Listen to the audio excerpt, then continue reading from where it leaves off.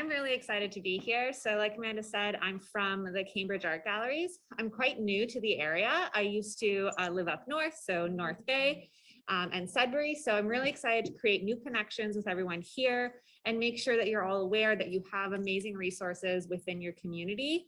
Even though we're a little bit further away, I really hope moving forward you can consider the Cambridge Art Gallery a great resource for you. So the Cambridge Gallery has two art galleries, and currently Noor is on display with her exhibition she curated at our Preston location. So Noor is a curator based out of Toronto or in Oslo. So it is actually nighttime for Noor right now. She's zooming in from Norway. So her research interest centers the aesthetics of diaspora and post-colonialism, materializing through exhibitions on archives, ornamentation, and food. So I won't delay it any further and I'll pass it over to Noor. Noor, you have a wonderful class here. I know you can't see them all, but they're all settled in and they're ready for you. Thank you so much, Alex. I'm going to just share my own land acknowledgement before I start. So since 2003, I've been a guest in Treaty 1 and Treaty 6 territories, and recently I moved to the post-colonial and settler colonial state of Norway, where I'm tuning in from now. And so forging new roots and relations in the last 2 decades, I'm really committed to making sense of my ongoing dislocation and the dislocation my belonging inflicts on those that have come before me. And so, but yeah, I'm really excited to share some research that I did for Eating the Other and also share some documentation images with everyone. And I imagine we'll have about 15-20 minutes for questions and conversations at the end. So Eating the Other is an exhibition that I curated for Preston Gallery, and it features Molly J.F. Caldwell, Rajyashri Goody, Gabrielle Paré, and Alize Zorlutuna. And in the last 5 years, as Alex mentioned, I've been curating a lot of exhibitions and public programs that sort of move between ornamentation, food, birds, and archives at different times. So I find that I'm really drawn to just the active research, and then I use exhibitions to sort of spatialize my critique and put myself in conversation with contemporary artists who are thinking along similar or opposite lines. And so when it comes to food, the first time I really started thinking seriously about food in my practice was when I saw artist Pamela Mataru's exhibition, One of These Things Is Not Like the Other, at A Space Gallery in Toronto. And in the exhibition, she had a really robust public program that tried to create like forms of hospitality for the audience and create openings for them to understand the content of the exhibition, which was around racism against South Asians in Canada, but also the forms of relationships that South Asians have made in the last few decades. And so food in Pamela's exhibition really sort of like held the exhibition together. And so I've been really thinking about how I can also like, mobilize food as a material and as a metaphor as well in my own practice. And so the first time I, really worked with food was during a residency I did at Latitude 53 in Edmonton. And so I was there for a few months. And over the course of those months, I produced 4 public programs. And the final one was Future Concrete Workshop, which was an accumulation of all the activities we'd already done over the past few months. And the same people came back again. And my way of sort of mediating the sort of distance between audience and the institution was to play host for the night. And so while everybody was, gathered in small groups around the gallery, I went to them like a good Indian daughter and took them refreshments and tea, served them. And then after the workshop, we all moved into the gallery kitchen at Latitude 53 and finished cooking together the meal that I had started a few hours ago. And so there was like, I made some Turkish soup, some dal, some butter chicken, and other foods as well. But there was this, really intense, rich smell and color as well that um, accumulated in the gallery's kitchen at that time. And I remember staining some of their, cutting boards and other things with turmeric as well. And I keep thinking back on just like how small gestures like that can really become institutional critique. And so sitting with that, I developed a proposal that I eventually sent to Cambridge Galleries a few years ago.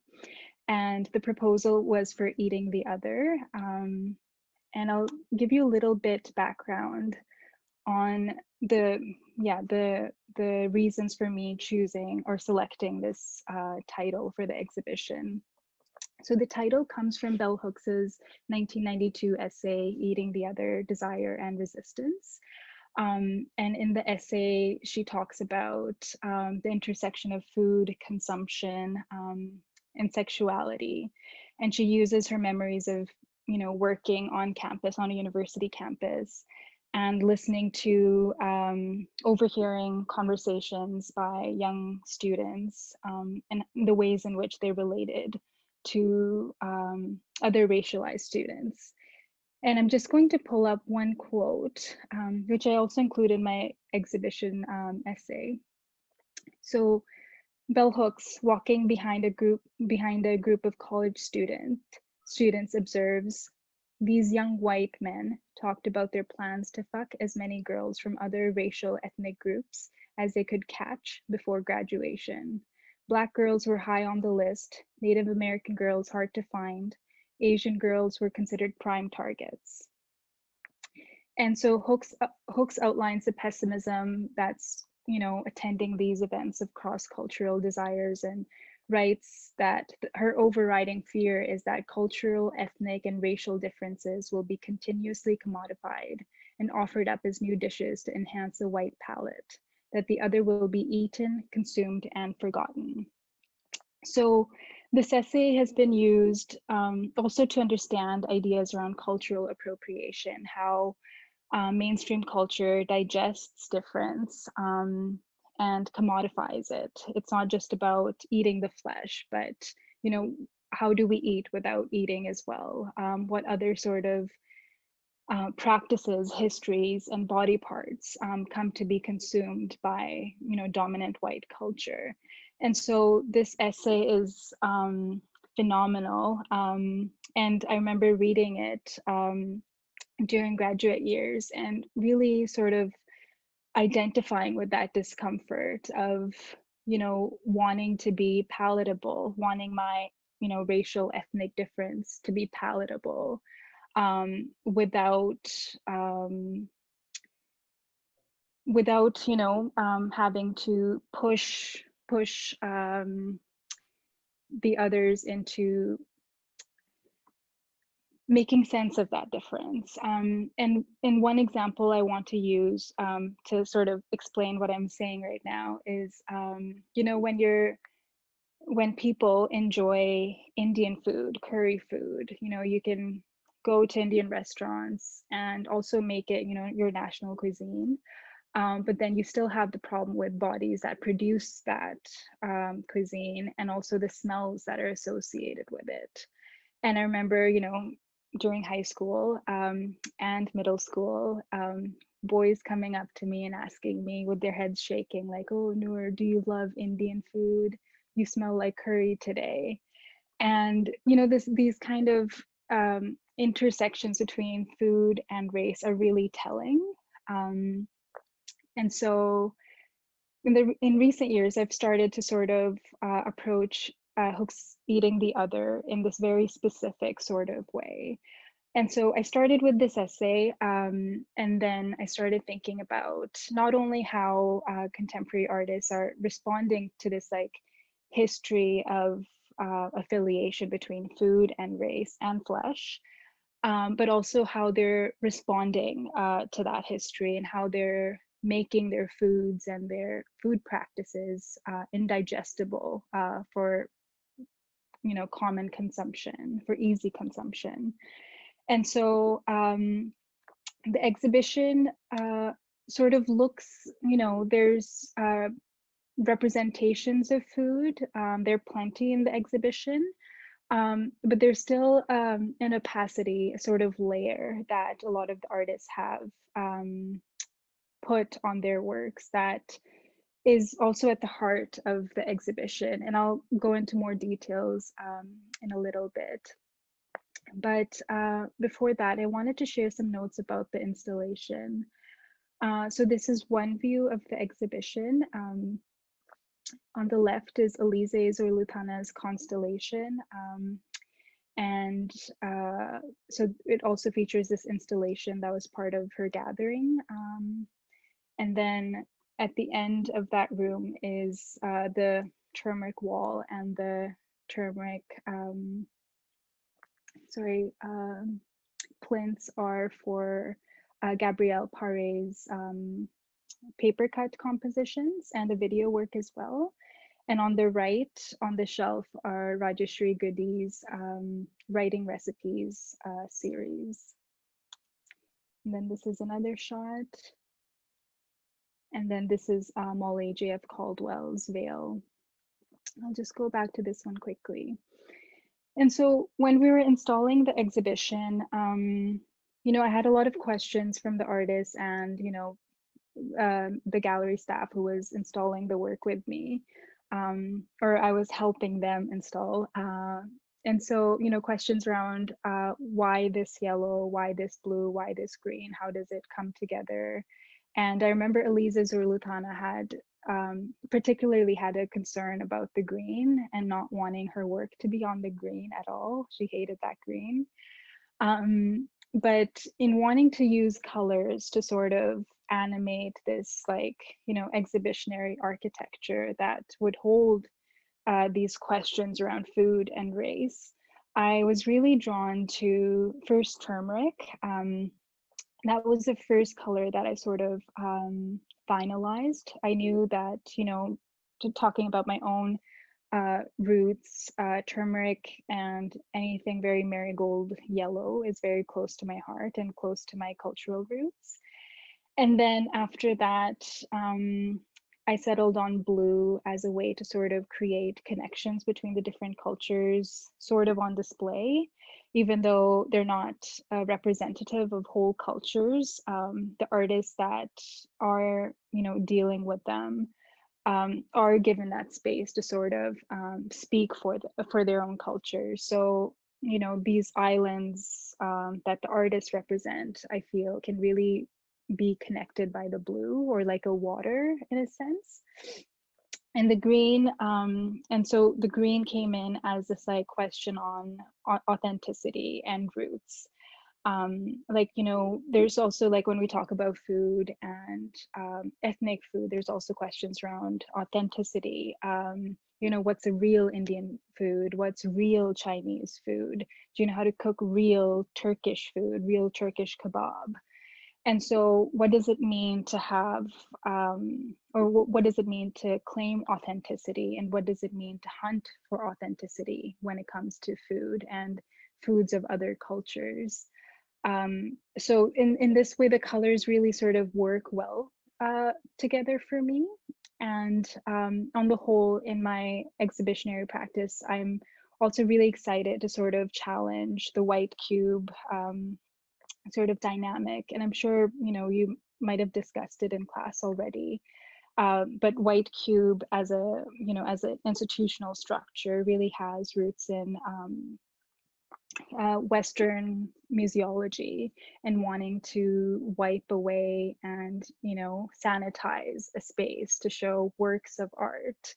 And so, you know, I want to sort of challenge this Western chromophobia, or this like fear of colors, and to populate spaces like these with color, because I think it also like doesn't necessarily only you know, look beautiful, but it also sort of disrupts the space.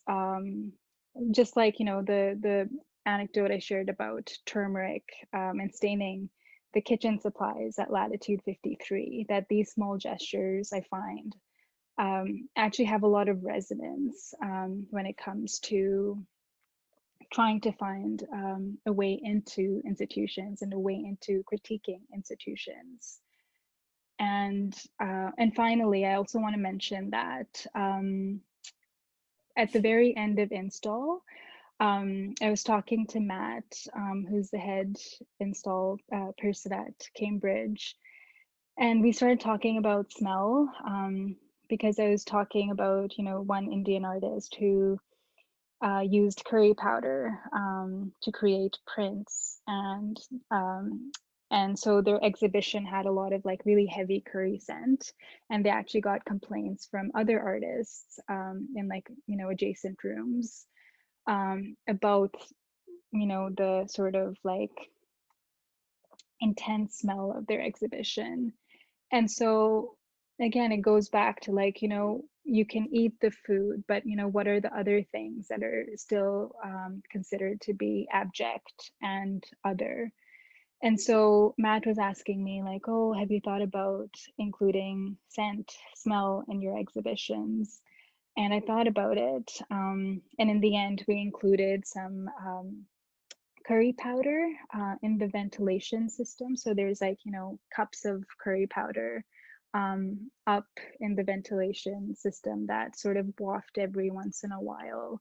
So there's still that sort of like, you know, racial stench that's also sort of disrupting the whiteness of this institutional space. And it's the first time I've really played with scent. So I'm excited to think more about it. But yeah, these are some notes about the installation. And feel free to ask questions at the end because I have a lot to say. And so when I'm talking about the artist now, I'll, you know, I'll pull out specific sort of ideas around their work that I see as almost like ingredients in making an exhibition. And so for Alize Zorlutuna, who's an artist based in Toronto with Turkish background, you know, one word that I would use to describe this work in the exhibition would be relation. And so we have a constellation of photographic images, videos, and also preservations that Alize has made. And this one's called For Palestine. And so these jars of preservations are made by Alize from materials that she gathered in her own home garden in Toronto, and also when she went on a research trip to Turkey, as well as some items that her friends and collaborators have given to her over the years.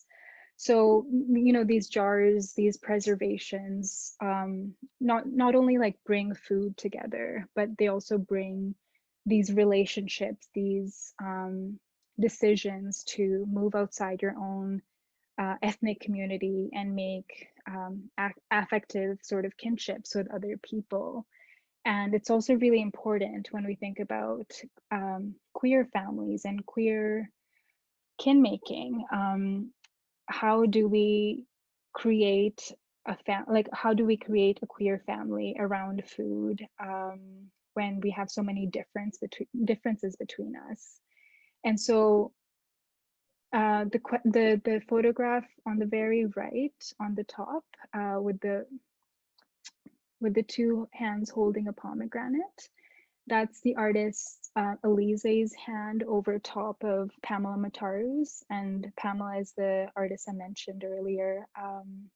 And Pamela has the word John in Punjabi tattooed on her wrist, and John means dear one or beloved in Punjabi. And so again, there's these references to intimacy and these queer decisions to make your own family. And these images, these preservations are really just like a bottling up of communities that Alize has created through the language of food.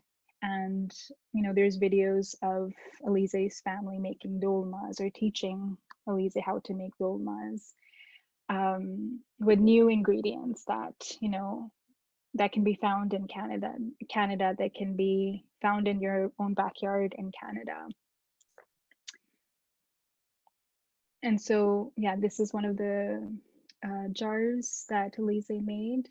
And, a lot of these items are part of a series, part of like a larger body of work that Alize also gifts to other friends, who are from Palestine but are not able to go back.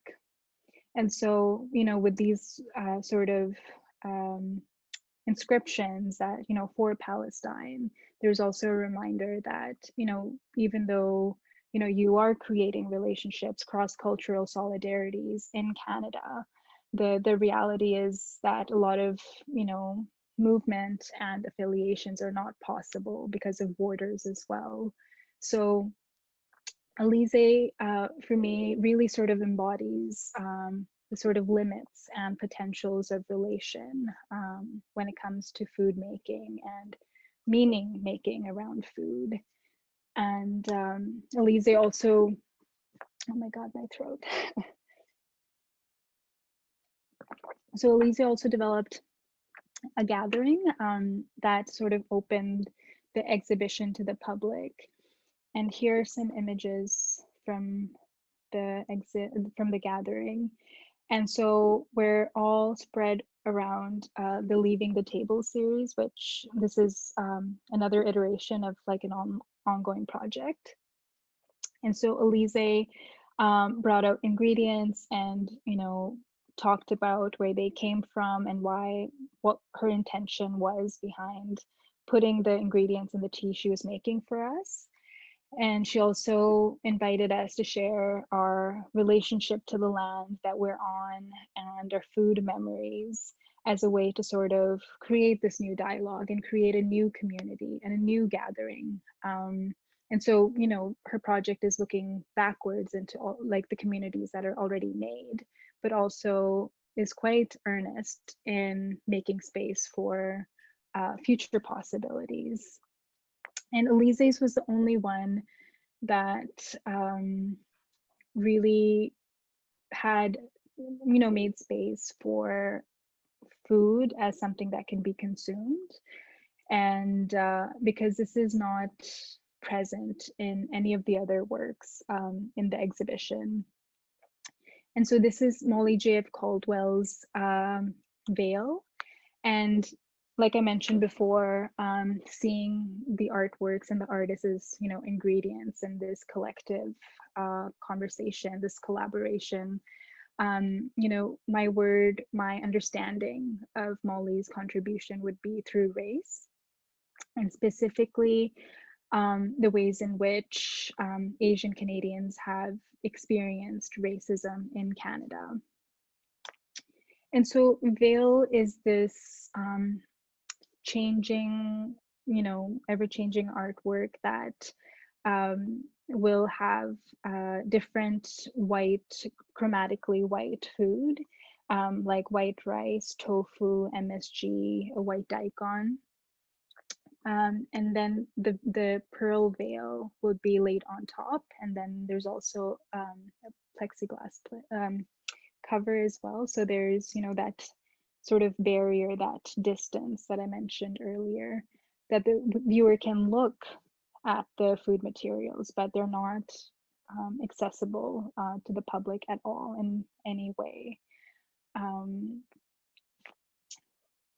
Yeah, so,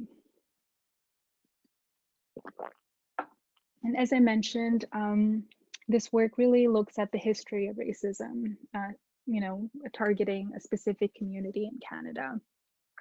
So Molly inherited a pearl necklace, an imitation pearl necklace from her grandmother, who had lived through, the Japanese internment camps. And, this is an imitation pearl necklace, again, playing on ideas around authenticity, who has claims to a culture? Do diasporic people who are so far removed have claims to a homeland? And talking about that homeland as well. And so when Molly inherited this necklace, she restitched it into a veil, and she did this around the time of COVID as well. And during our studio visits, COVID and the hatred and racism targeting Asian Canadians at the time was very much a part of our conversations. And so when Molly is restitching this inherited material, she's also stitching together histories of racism with contemporary conditions, to talk about how food sort of witnesses all these changes. But yeah, it's all and sort of it's a witness to everything that has happened, that will come. But it also has a sort of like endurability that is quite interesting. And then there's also limits to that endurability, because over the course of the exhibition, a lot of these foods will also go bad, specifically tofu. And, I'm really excited to see more images and talk to, the gallery staff about just how the tofu sort of loses its shape over a few weeks, and just how food becomes immaterial through leaving it out and through making it into an art object. And so, yeah, those are some really interesting questions when thinking about Molly's work. And going back to notes about installation, I was also quite excited about showing Molly's work against a painted wall, to again sort of make the whiteness of the food materials and the whiteness of the plant more apparent, and to really create this like contrast between like two opposing sort of positions. And through Molly's work, we can also see Gabrielle's at the end of the gallery. And so again, going back to ingredients, so for Gabrielle Paré, the two words that I actually feel are quite linked together are roots and roots, and how they sort of signify the relationship, the intimate relationship between diaspora and indigeneity. And so for this exhibition, Gabrielle Paré developed a video work that you can see is installed right there, right behind the paper cut compositions. And in the video, Gabrielle is just flipping through this, source guidebook that lists different indigenous plants in the Cordillera region in the Philippines. And where these plants came from, how they were planted in the Philippines, or if they're from the Philippines originally, what their history is, and what their medicinal properties are. And so over the course of the video, Gabrielle is in her studio, just, opening the bibliography section of the index of the book, going back to her work, coming back. And it's this like, going back and forth is really interesting about the work, and how we sort of move back and forth with Indigenous forms of knowledge as well.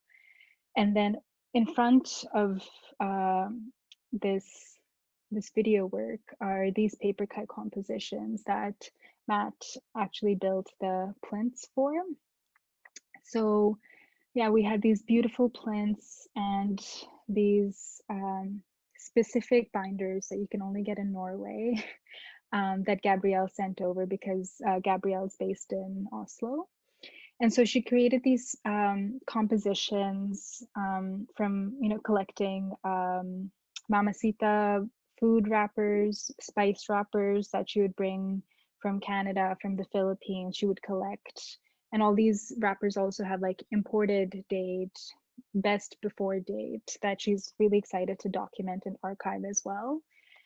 And I don't have an image of that Mamacita wrapper composition here, but alongside that material, she's also taking photographs of her hands and layering them and then cutting through them, and also offering some ways of reading into the composition.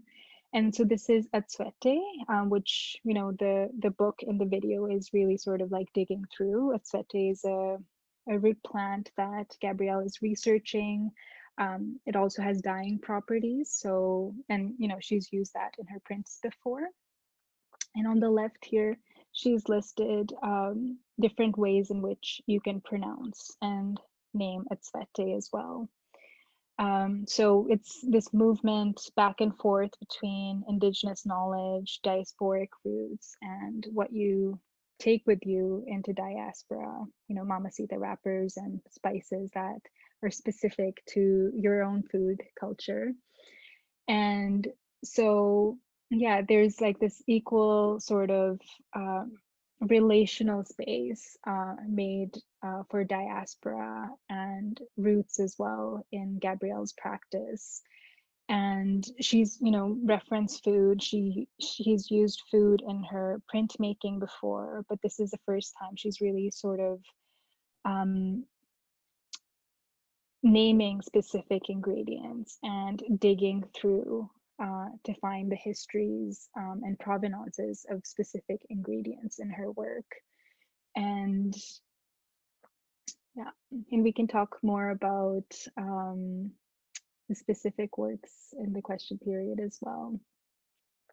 And there's a third composition that I don't have images for here. And so for Rajyashri Goody, who is an Indian artist currently based in Netherlands, I see her contribution as really like a key ingredient of history. And by history, I mean colonial and pre-colonial history. So all of the other artists in the exhibition have claims to diaspora in that they've been living or were born in diaspora. So diasporic aesthetics are quite central to their practice. But with Rajyashri Goody's Writing Recipes series, what is central to this research is the history of the Dalit community in India. And, you know, I'm not sure if people are familiar with Dalit history, but it's akin to, you know, racism in Canada and America, because Dalits have long been considered at the very bottom of the social religious hierarchy in India. And so they've also been relegated to doing jobs that nobody else wants to do, like skinning animals or removing waste. And so because of their relationship to these jobs that they're forced to do, their body is their own flesh, and everything that they do is also considered unclean. And so Rajyashri is looking at the food histories and literature around food in the Dalit community, and how writers and communities have been able to find a type of pleasure in trying to eat together despite the casteism in India. And so most of the time, these series are also accompanied by photographs, like family photographs that Rajyashri has repurposed. And, you know, we have images of parties, people eating together, people laughing together. But in Eating the Other, I was really excited about a very clean, bare presentation and not having such visual material, because again, going back to the, you know, those ideas around consumption, like I wanted to have a little bit more of an opacity between the source that Rajyashri was sort of working with and what I imagined the audience was familiar with. And so we have these, these booklets that are inspired by different literatures that Dalits have produced. And so they're not actually recipe books, but they speak back to a culture of eating and a culture of othering through food. Yeah, and what else can I say about this work? Yeah, I think you have to mostly just take your time in the exhibition space and just take your time with the booklets as well. Rajyashri does have a lot of them available online, so you're able to read a lot of it on there. But there's in having them all together in this really flat way. Yeah, I'm excited about the kind of questions the audience will have as well, and not being able to exactly pinpoint what the references are, because you don't have the sort of visual background that you normally would for this series. So yeah, it's very specific when looking at history, and this gesture of moving beyond diaspora and including Rajyashri, I think was important for me as well to not only talk about racism and food cultures through the diasporic lens, but also put diaspora in relation with something that it's uncomfortable with. It's diaspora's own other. So yeah, there's a lot of sort of competing and binary sort of tensions that are playing out throughout the exhibition that I don't necessarily have easy answers for. But before ending the presentation, I wanted to also just, go back to the title and talk about, how this project has sort of shaped my practice and, how it's going to be extended in the future. So, when I was looking at Eating the Other by Bell Hooks, I was also looking at a different text, How to Eat Otherness Well. And that was really about, the relationships between white Canadian women and Indigenous ancestors. That it's a really complicated text, and I can't do it justice. So I will send Carly the link, but it's Elspeth Probyn. She talks about her white grandmother claiming Indigenous heritage, and her doing the research and finding that was not the case. And so she's talking about how do you sort of appropriate the other, and how do you digest difference in an ethical way. And so for me, this exhibition really opened up questions around how to eat the other. Is it through eating together like Alize proposed, or is it looking at specific ingredients like Gabrielle did? Or is it looking at the ways in which food has produced stereotypes and built, rhetorics of hatred and othering, like Molly and Rajyashri both do? So, this exhibition brought up a lot for me, but I think in moving on to future projects, I'm also interested in trying to find some answers and think about this question: how do you eat the other, and how do you sort of digest difference well, and how do you do this sort of work ethically? Yeah, and I do have one exhibition planned in Winnipeg next year, and that's going to follow this one, and it's going to specifically look at cookbooks and how they produce specific notions of nation and diaspora. So I've just started researching that. But yeah, so there's the thinking around this project is definitely changing, and yeah, I'm excited to talk more. Hi, Noor, can you hear us? Yeah. Okay, welcome. Thank you so much for that talk. It was fantastic. Okay, I was wondering if anyone in the room had any questions for Noor. So Noor, you did a lot of, I'll just try to get the questions going. You did obviously a lot of research when you were putting this exhibition together. How did you, I guess, you know, there are a lot of artists working with food, but then how did you narrow it down specifically to kind of complement your research and what you were looking to present? Yeah, no, that's a great question. There are so many artists actually working with food, and that's something I wanted to bring up today, but it's a whole different history. And so with selecting the artists and inviting the artists, I think I started with people whose overall practice I was really excited by.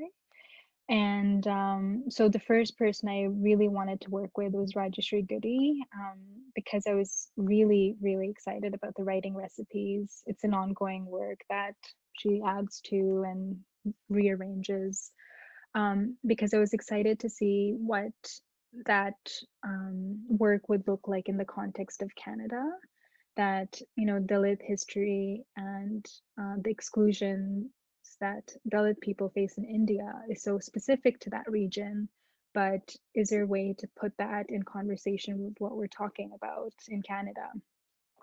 And so Rajyashri was actually the first artist. And then after that, I invited artists based on other projects I knew of theirs.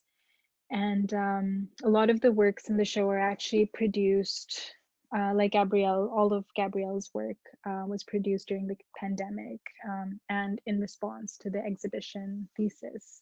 So yeah, there was also space to collaborate and create something and moving towards the exhibition. I don't think I answered your question, but no, you did. You did. I think you absolutely did. And thank you for sharing. You mentioned, of course, that a lot of your research and the artists creating work happened during the pandemic, and which, you know, resulted in us having to delay your exhibition for almost 3 years. So it's so wonderful that it's up and people can come and see it now. Do you think that kind of changed slightly how your research was going, how the artists kind of were thinking about their work as they, you know, as time kept creeping on and we found ourselves in yet another year of the pandemic? No, I think the first year was definitely like relief that, you know, there's more time to work and talk together with the artists. But I think there is like a different, like the exhibition had a different character before the pandemic, that it was really supposed to be intensely relational, that we would have, you know, potlucks and cook together. And that was my vision in wanting to make this exhibition happen, and asking questions like, how can we eat otherness well in person? And how can we chew up difference? You know, like these sort of like really silly, childish sort of openings, I think are really productive in like public programming. And so that's what I wanted. But then the pandemic also allowed us to have longer conversations about the work, and for me to build even like a better relationship with the artists I invited. So I think it was great in the end.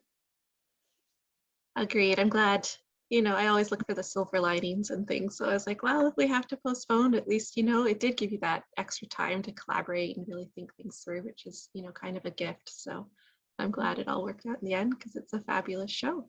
So thank you for answering my questions.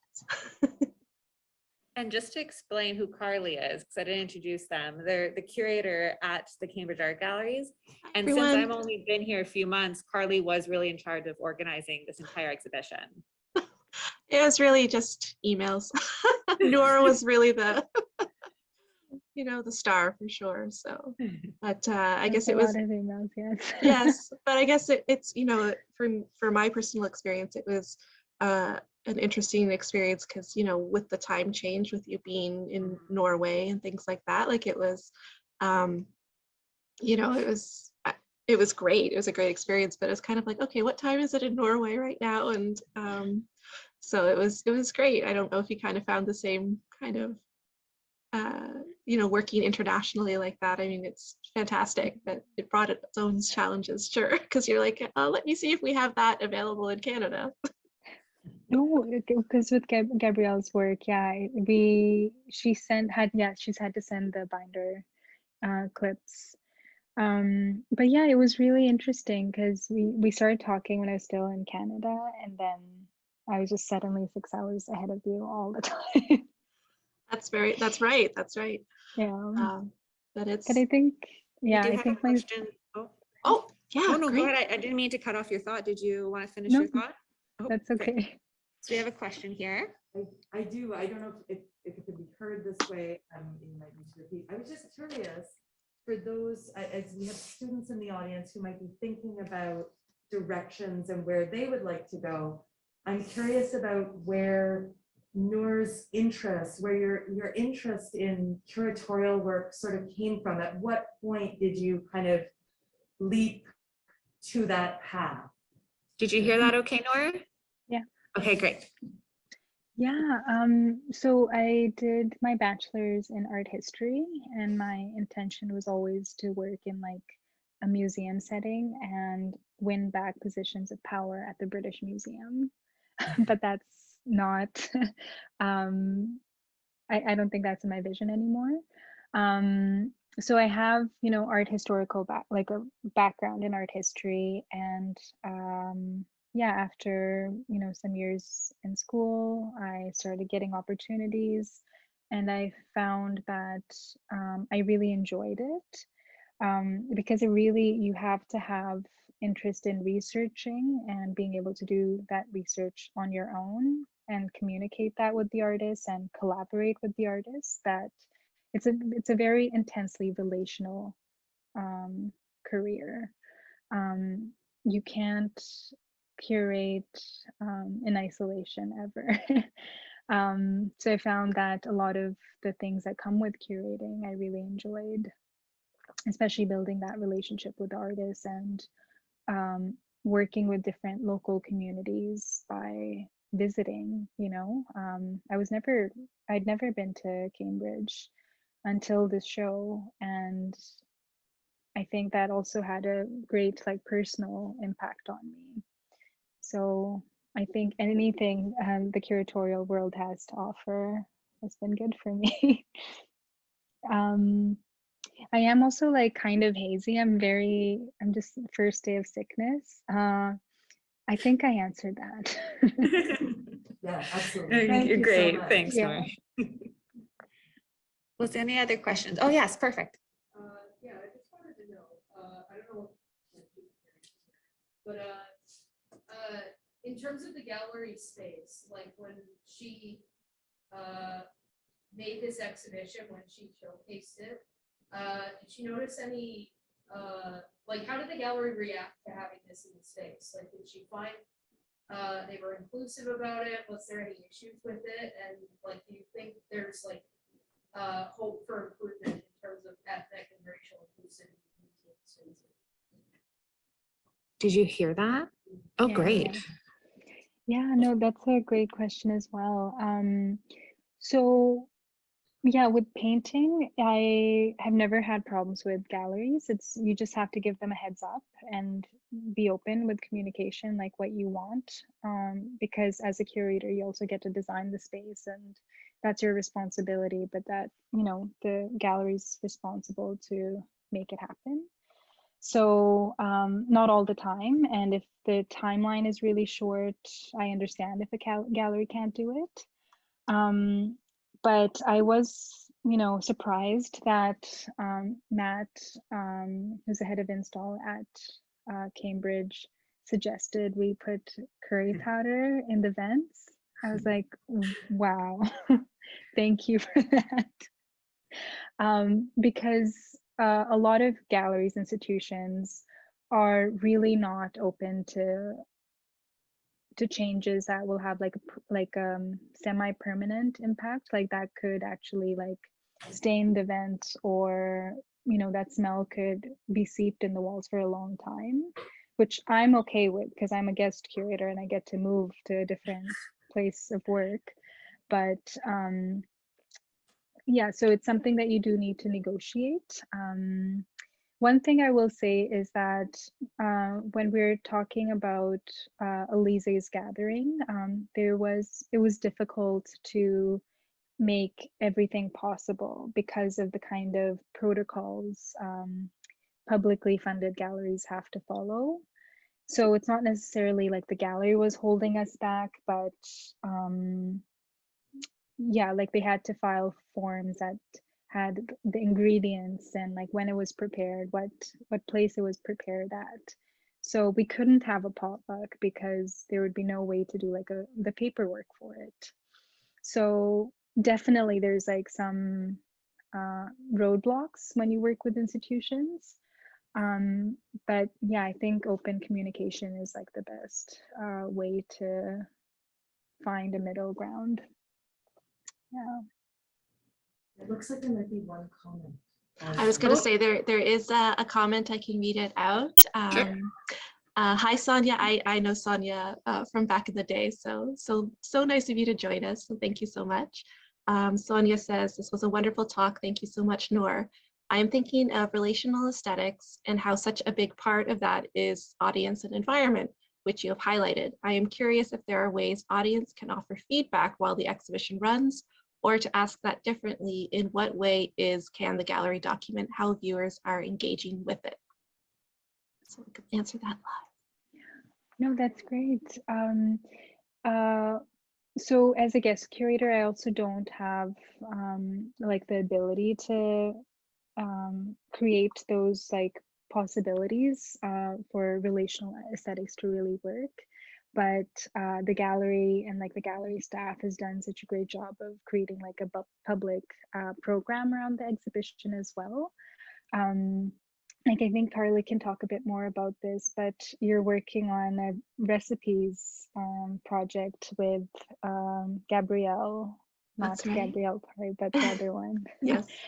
And that's also speaking back to the exhibition and community members, even if they don't see the exhibition, they're finding a way to communicate with it. Yeah, so yes, we have like a volunteer kind of driven initiative to complement Noor's exhibition, to kind of have that level of participation. And it's kind of an old-fashioned recipe swap, which is kind of really lovely, and where members or any community member can come in, write down their recipe on a card, and then our volunteers are going to photograph them and make them readily available to anyone who wants to pick them up. So it's kind of just getting out those like different foods and dishes that kind of mean something to you. So yeah, a little nod to Noor's exhibition. And then in terms of like other things, we have a family-friendly guide, because some of the concepts that we were talking about are quite advanced and could be academic. So we are again, our community engagement specialist Gabrielle created kind of like a document with families with young children can kind of walk through and have prompts and about food and different cultures and thinking things through. So that's kind of another way that we've done some engagement. And of course, Alize's opening was kind of, I guess, probably the closest to relational aesthetics in the truest form, I would say. Noor, would you agree with that? Yeah, and I also wanted to clarify, like my use of the word relational, I think it's more towards like glissant and how we can, it's less to do with aesthetics. Like I understand that relational aesthetics are really important, but it's not my intention to really prioritize that. It's more about, yeah, just like cross-cultural solidarities and ways of making mutual aid possible between communities that might be, yeah, incommensurable otherwise. Oh, yeah. Yeah, and to loop back what you both just presented with the question we had earlier, I think that Family Friendly Guide helped us navigate these tough questions because the Cambridge Art Galleries are actually part of the library system, which means our galleries are physically within libraries. So we have little ones running around all the time.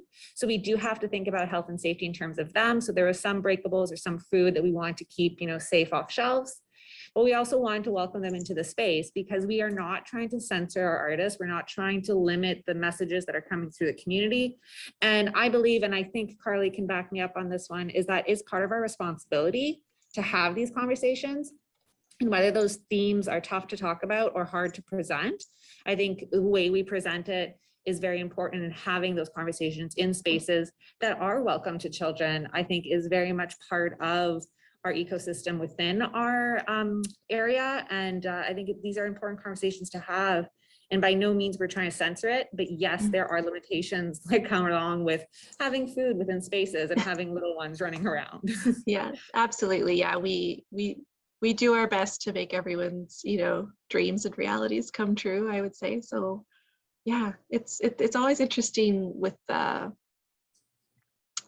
food, especially. Yeah, there's especially coming out of the pandemic, it made it a little trickier, but yeah. I don't think it was Gabrielle's fault that we had to. Oh gosh, no, not at all.